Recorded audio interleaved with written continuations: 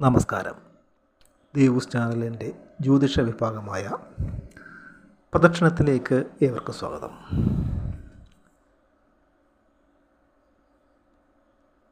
ഈ ചാനൽ ആദ്യമായി കാണുന്നവർ ദയവായി സബ്സ്ക്രൈബ് ചെയ്യുക. ഇനി വീഡിയോയിലേക്ക് കടക്കാം. വിശാഖ നക്ഷത്രത്തിൻ്റെ 2025 ഫലങ്ങളാണ് ഇന്നത്തെ വീഡിയോയിലൂടെ അവതരിപ്പിക്കുന്നത്. വിശാഖ നക്ഷത്രം തുലാം, വൃശ്ചികം രാശികളിലാണ് കാണപ്പെടുന്നത്. 1, 2, 3 പാദങ്ങൾ തുലാം രാശിയിലും 4-ാം പാദം വൃശ്ചികം രാശിയിലുമായി കാണപ്പെടുന്നു. തുലാക്കൂറുകാരിൽ ശുക്രൻ്റെയും വ്യാഴത്തിൻ്റെയും സ്വാധീനമാണുള്ളതെങ്കിൽ വൃശ്ചികക്കൂറുകാരിൽ ചൊവ്വയുടെയും വ്യാഴത്തിൻ്റെയും പ്രഭാവം കാണുവാൻ സാധിക്കും. വൃശ്ചികക്കൂറിൽ ജനിക്കുന്ന വിശാഖ നാളുകാരിൽ സാഹസികത വളരെ കൂടുതലായിരിക്കും. പ്രായോഗിക ബുദ്ധിയും മേധാശക്തിയും ഇവരുടെ പ്രത്യേകതകളാണ്. ഏത് കാര്യത്തിനും മധ്യസ്ഥത വഹിക്കുവാൻ പ്രാപ്തിയുള്ള ഇവർ ജീവിത പങ്കാളിയോട് അങ്ങേയറ്റം സത്യസന്ധത പുലർത്തുന്നവരുമാണ്. വിശാഖ നാളുകാർക്ക് നല്ല നീതിനിഷ്ഠയും ഈശ്വരഭക്തിയും ഉണ്ടായിരിക്കും.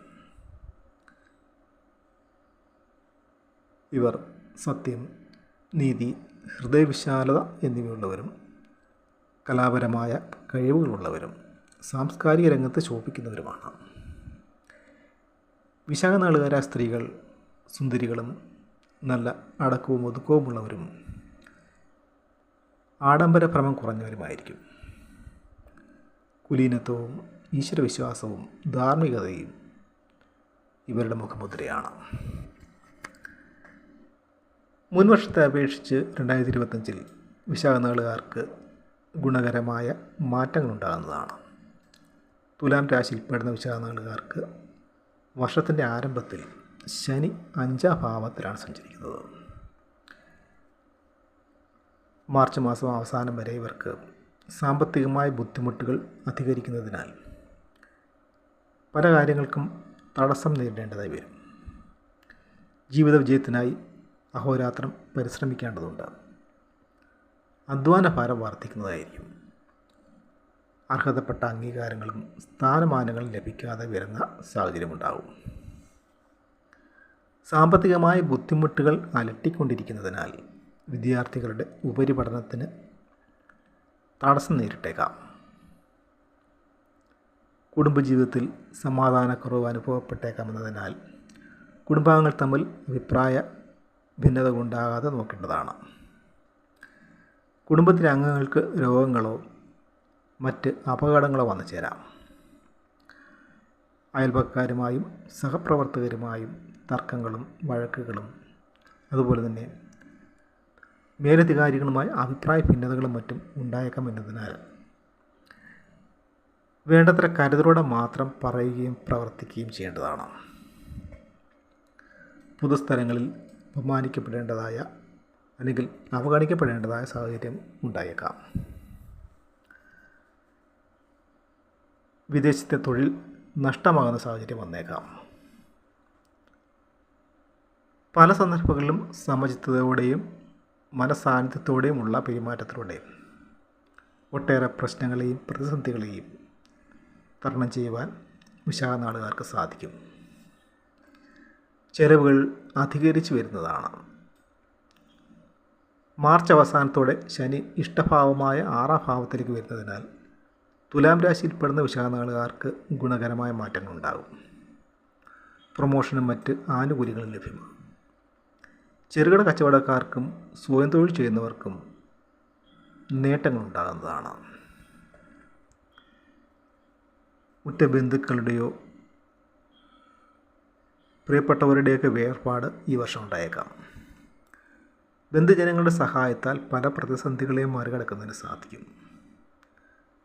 ലോണുകൾ അനുവദിച്ച് കിട്ടുന്നതിലൂടെ കടങ്ങൾ വീട്ടുവാനും വീട് പുതുക്കി പണിയുവാനും സാധിക്കുന്നതാണ്.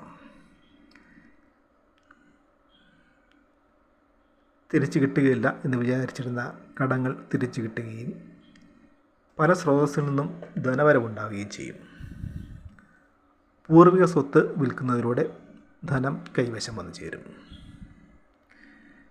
ദീർഘകാലമായി ചികിത്സയിലായിരുന്നവർക്ക് രോഗശമനമുണ്ടാകും. തൊഴിൽ തേടുന്നവർക്ക് അവരുടെ വിദ്യാഭ്യാസ യോഗ്യതയ്ക്കനുസരിച്ചുള്ള തൊഴിൽ ലഭ്യമാകുന്നതാണ്. അതുപോലെ തന്നെ സ്ഥലമാറ്റത്തിനും സാധ്യത കാണും. വിദ്യാർത്ഥികൾക്ക് പരീക്ഷാ വിജയവും ഉപരിപഠനത്തിനുള്ള യോഗം കാണുന്നുണ്ട്.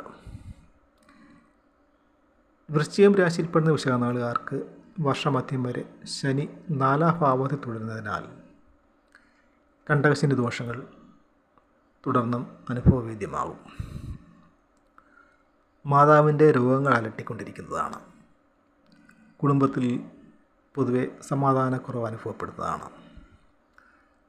മാർച്ച് മാസത്തിലെ മാറ്റത്തിൻ്റെ ഫലമായി ശനി 5-ാം ഭാവത്തിലേക്ക് വരുന്നതോടെ കണ്ടകശനിയിൽ നിന്നും ഇവർക്ക് മോചനം ലഭിക്കുന്നതാണ്.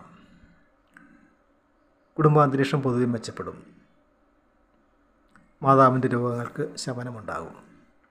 5-ാം ഭാവത്തിൽ ശനി സഞ്ചരിക്കുന്നതിനാൽ തന്നെ സന്താനങ്ങൾക്ക് പലവിധത്തിലുള്ള ബുദ്ധിമുട്ടുകളും അനുഭവപ്പെടും. സന്താനങ്ങൾ നിമിത്തം മനോദുഃഖമുണ്ടാകുന്നതാണ്. മെയ് മാസത്തിലെ വ്യാഴത്തിൻ്റെ മാറ്റത്തോടെ ബുദ്ധിമുട്ടുകൾ ഏറിവരും. വ്യാഴം അഷ്ടമഭാവത്തിലേക്കാണ് മാറുന്നത്. തൽഫലമായി സാമ്പത്തികമായ പ്രതിസന്ധികൾ അലട്ടുന്നതാണ്. ശത്രുശല്യം വർദ്ധിക്കും.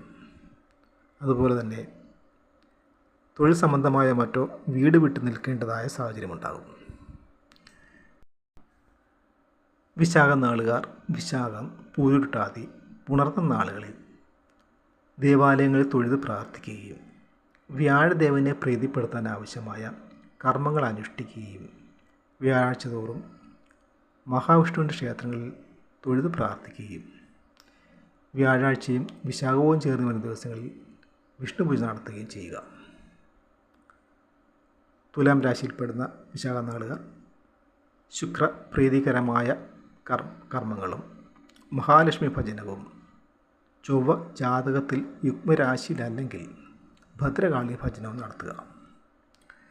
കൂടാതെ ഇവർ ബുധൻ, ശുക്രൻ, ചന്ദ്രൻ എന്നീ ഗ്രഹങ്ങളുടെ ദശാകാലങ്ങളിൽ ദോഷപരിഹാര കർമ്മങ്ങൾ അനുഷ്ഠിക്കേണ്ടതാണ്.